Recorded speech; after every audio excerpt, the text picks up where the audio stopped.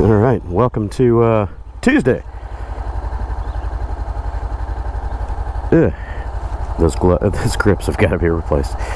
What do we got for weather today? It is Tuesday. It is nice out here. 65 degrees, feels like 68. Man, let me tell you, that is awesome. There's one picture, and the humidity and wind conditions. Yeah, it's humid right now. It's going to dry out later today. It's going to feel good. Wind is, it's a little breezy. But this is the telling factor of what it's like living in Allergy, Texas right now. Woo! 11.3. It only goes to 12. Oak, hackberry, and mulberry. And boy, let me tell you, this is hacking season. I just can't get this allergy and congestion stuff gone because the pollen is not on my side. Maybe I should go get allergy shots or something, you know, those steroid shots. I've never done that. I had friends in Oklahoma that did that when they were kids, and they said it just made a world of difference for them. Huge lifestyle improvement. But I wasn't all that bad for allergies in Oklahoma. When I came down here to Texas, yeah, different story. New allergens. Okay, off I go. I am headed to... Well, I was headed to downtown, my least favorite area over there on McCarty, but the client just called me. We had an appointment this morning, and he said one of his guys isn't there. We're going to be doing a training on some software today, so I can show them how to run Azure Backup Server and verify job status and all the day-to-day runnings of that system, plus how to use Hyper-V, failover cluster manager, and a bunch of other tools in their new Hyper-V stack that was set up a couple of months ago. It's running, but they don't really know how to maintain it, so I've been handling a lot of that remotely. So they want to learn how to use it and tune it and tweak it and all that, and not necessarily be dependent on me, which is totally fine. I get it. I don't want anybody to be married to me out of force. So anyway, there's supposed to be a training today, but one of the guys is out. They asked if they could push to Thursday. So Thursday is going to be a little tight for me because I've got some plans. I'll go into those in a few minutes. But we can make it work. It'll be morning. It's just going to be a couple hour deal, so that'll be all right. So my morning plans changed. Ooh, go now. The stop that we were going to do over at our favorite little Mexican restaurant there on McCarty and I-10, we're going to skip that. We're going to do something a little closer in at El-Ray over on Washington. So, but first, let's put some fuel in this. Ooh, that sounds bright.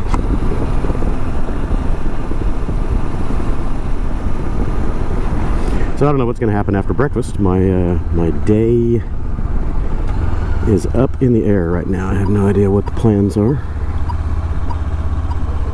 Find something to do. We've got to keep being productive and profitable, making money.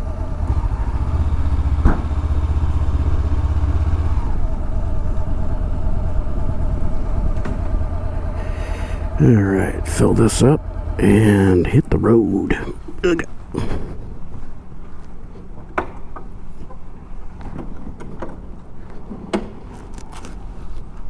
Started editing a couple of vlogs that I haven't finished yet, put out.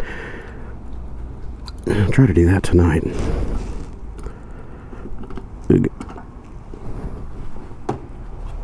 Alrighty. Please lift nozzle. I shall. Right after I put this in there. There we go. Mid-grade. The pollen and the blowing dust and dirt has just been crazy. I washed this thing I don't know, a couple, 3 days ago, and then every day before I ride it, I wipe it down with microfiber cloth and some Honda Pro Wax spray stuff, and it's just yellow everywhere. I can wipe it down, go inside for 30 minutes, come back out to ride, and my windshield and grips and everything are covered already in yellow pollen. It's crazy. Hey, look at that. 1, 2, 3, 4, 5. Right on. 3.5 gallons almost. 3.45. Drip, drip, drip.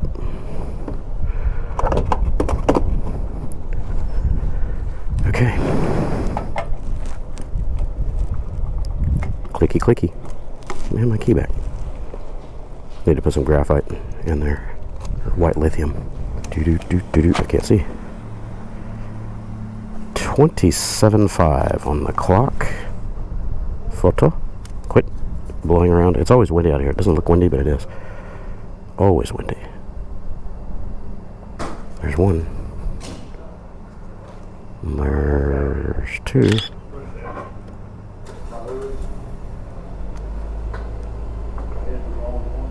There we go. Good enough. Says I took 3.8 gallons. Not quite. Come on now. Down you go. I need to grease my side stand too. It's sticking a little bit. I kick it up and it still hangs down about an inch and a half. That happened the other day and I hit a bump. And the bump must have pulled it down just far enough. It came back. It didn't like snap down by itself, but it went down just far enough to click the ignition cut because I felt the bike go, huh? Wait a minute. Did I just lose my engine?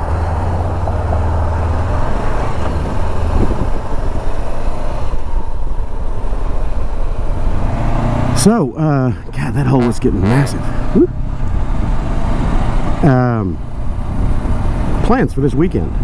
Neil and Murnell are coming in Thursday afternoon, evening, you know, late in the day. I'm sure they're going to leave Louisiana morning-ish, and it's about probably a 5 or 6 hour ride from there on the scoots.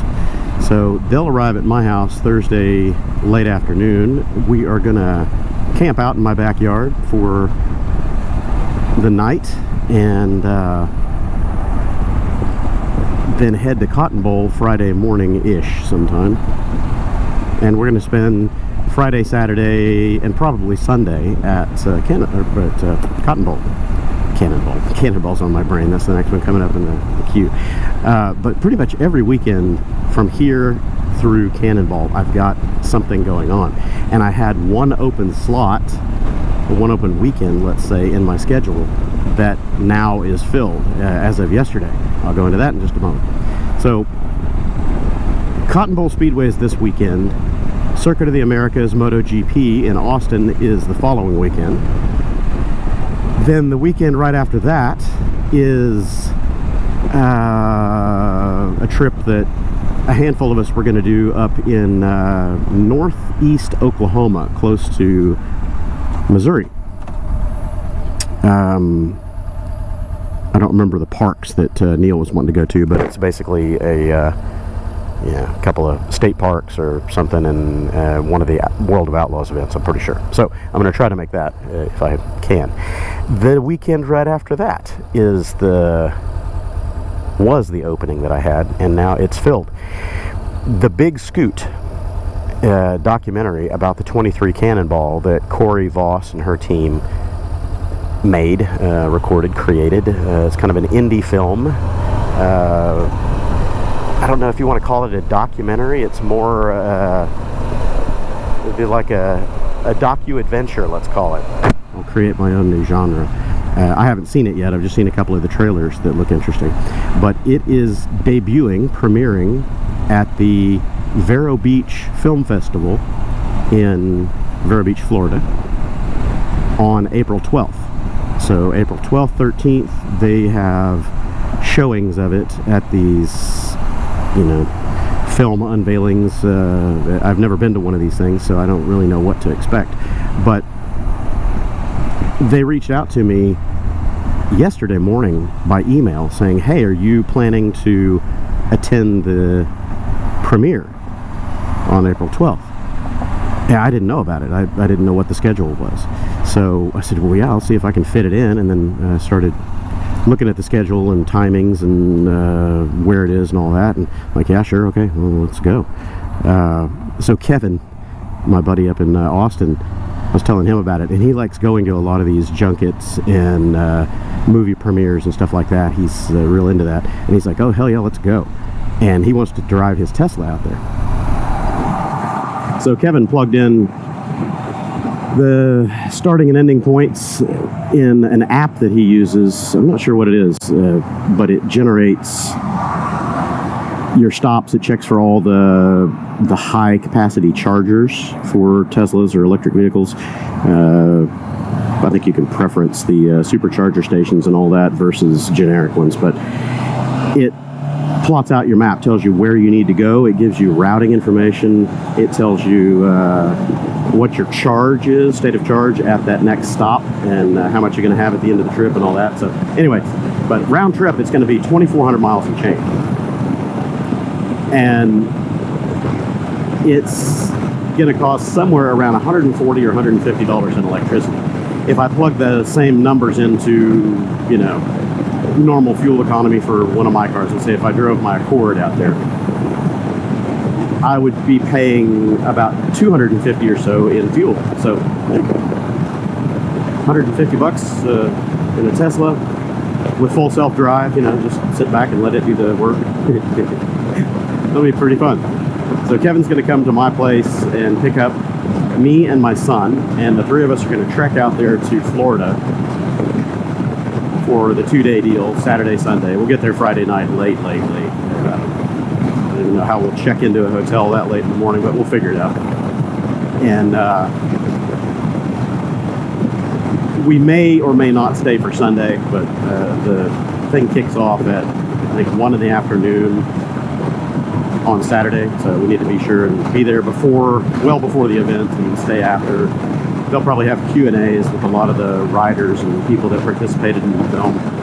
I donated a 4 terabyte drive to Corey with all of my footage, except for my 360 footage. I didn't include that because it was too big. There was too much. But all of my main camera footage and the dash cam footage and all that, I categorized it. I, organized it out into folders, basically the same way that I do for my video production. But then I went back through and just kind of spot checked the videos to figure out what day it was, where we were, kind of highlight moments, when something happened, like a wreck or, a wrong turn or something, some kind of an event. And I put timestamps in a text file for her because I don't know what editing tools they were going to use. If they're using Premiere or DaVinci Resolve or whatever they use for their post-editing, but sent that over to her, and apparently she was able to use a lot of the footage for B-roll and background, and it's cool. So little old me contributed to a professionally produced indie film. I'm sure I'll have my name in the credits somewhere. I only got to interview with her one day, and I was in a mad rush, hungover after drinking a trash can margarita the previous night, and my face is all swollen up. I had been sleeping on the ground in the tent, getting eaten alive by mosquitoes. It was a hell of a morning, and we were rushing to get on the road, and I hadn't done an interview with her for the movie yet, and it was the beginning of day 7, I think. So time was running out, so she's like, do you have time? You have a couple minutes? We'll do an interview. I was like, yeah, sure. She set up all of her pro camera gear and took all the light readings and clipped a mic on me and all that. It's pretty cool. So then that brings me to the next topic, my support driver, whatever. We haven't reached out and refreshed our kind of offers and temperatures on if anybody wants to volunteer for the 3-week trip across the country and back. So I know Adrian said that he was thinking about doing it, but he might have a scheduling conflict. And Kevin was thinking about doing it. He's probably got a scheduling conflict because he can't be off of work for 3 weeks. So my son isn't working right now. I'm not going to school, so he's like, well, hell, I'll drive it. Okay. I'm not going to ask twice. I wasn't going to ask the first time, but you offered, so yeah, let's go. So my son is going to do the Cannonball. It'll be his first Cannonball, but he's not participating. He's tourist / support. So now we've got to figure out what vehicle that's going to be. I had floated the idea of buying a used minivan, you know, halfway clapped out Honda Odyssey or something like that. Use it for the trip and then sell it when we're done. So I think that's what I'm going to do. Over the next few weeks, I'll find a good Honda Odyssey or, I'm not much on the domestic brands, although I know that the Dodge Caravan is highly rated and all that, but I'll probably do a Honda or Toyota or something. So that'll give us our equipment hauling, and we don't have to have a minivan. Minivan is nice because then if we have somebody that breaks down, we'll have a hitch carrier on the back of it, so we'll be able to carry one scoop, and that would be able to transport that one rider. You know, in the evenings we can all pile in and go eat at a restaurant or whatever and not have to ride the scoops. It'll work out, and that gives us the ability to haul tools and tires and the camping gear and everything from beginning to end of each day without having to keep it on the scoops. So that'll work. My Starlink Mini came in last Friday. I immediately hooked it up, took it outside and started testing it. Upgraded the firmware, did all the stuff, and it's getting in my driveway at my house. It's getting like 120 down. I'll have to look at my bandwidth reports, but it's about 120 down and 26 up, so not bad. That was with partial obstructions and all that. So I'm not sure what it'll do in motion, but we'll put that in the van or whatever the vehicle is that we take and set up a little mobile data station for streaming and all that. It'll be fun. Woo, it's windy out here. You can see this flag standing out back there a minute ago. It is windy. Up here on these overpasses, it's 25, gusts of 25 lateral. It'll push you around a bit. And then after Cannonball, I don't really have any plans on the calendar. I've got to be back home, you know, end of June, whenever the Cannonball ride finishes, and then my wife and daughter, and potentially my son, both daughters, I should say. So all the kids and my wife are probably going to Brazil. We're going to flesh that out in the next few weeks, maybe month tops. We got to get their passports sorted out and all the stuff. My wife wants to go down to Brazil for about 3 weeks. She hasn't been back in a couple of years, so she's definitely taking my youngest with her, and very likely my middle daughter. My son is the wild card. We don't know if he's going to go or not. But the thought was to leave the 2 older kids down in Brazil for a little while with some relatives and let them live down there for 3 or 6 months, whatever. You know, if they like it, they can stay. The economy is not really good there right now, so that's suboptimal. Politics are kind of a little crazy, but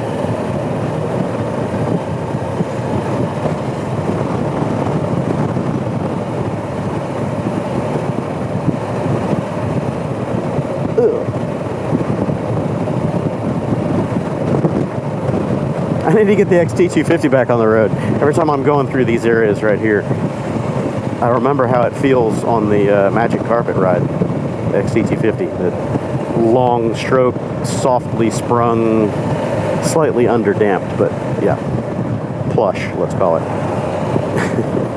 You can just blast over this stuff and not even know you've run it over. You can go over curbs and barely feel them. 9 inches and change of suspension throw and 11 inches of ground clearance. Crazy.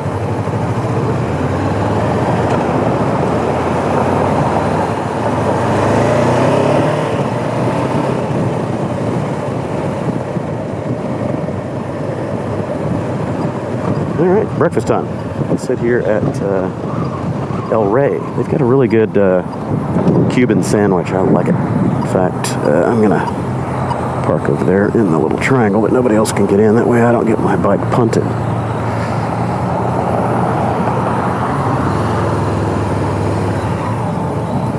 Right, Lars. But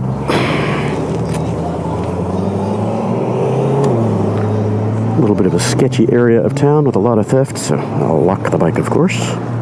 Leave it out here where I can see it. Oh, they got that music blasting.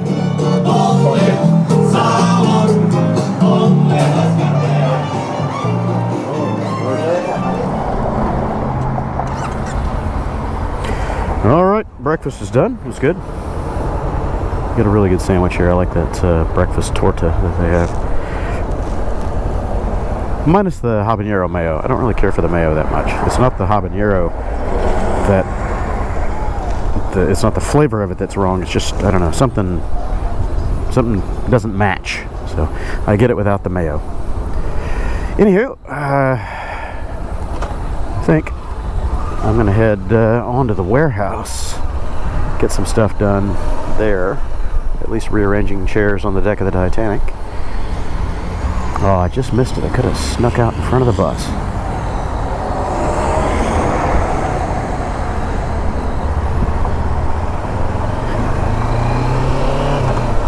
It's nice of that guy.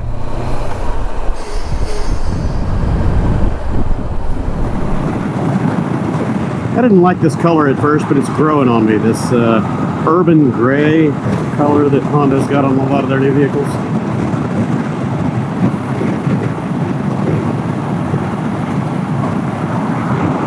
My daughter actually likes it too. She saw a couple of them on the road going, I like that gray. Can we get a Civic in that color?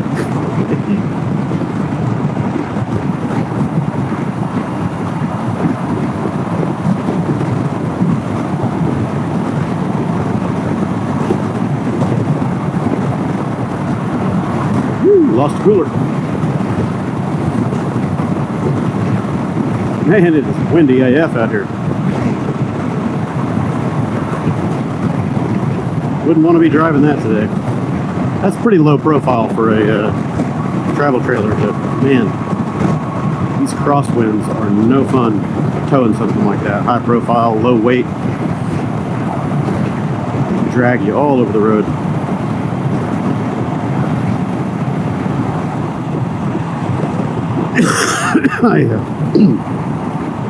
Hack!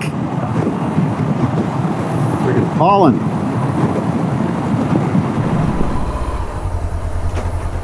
Alright, I'll play around here at the warehouse for a little bit, rearrange some stuff, see if I can maybe get some of the old hardware cleaned up and ready for sale.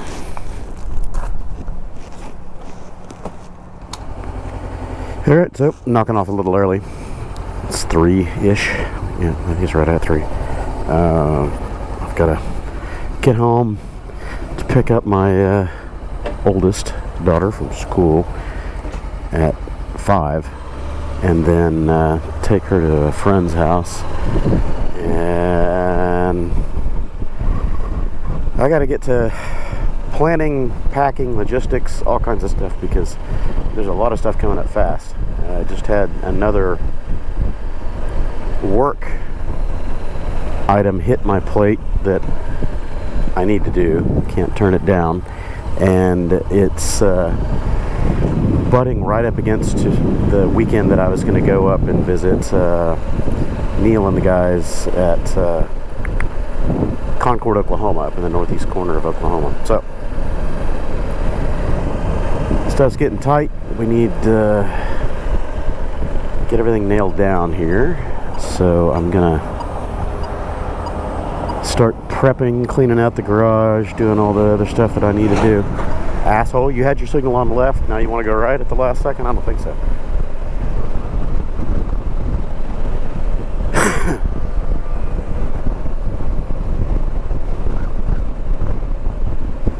So, my logistical challenge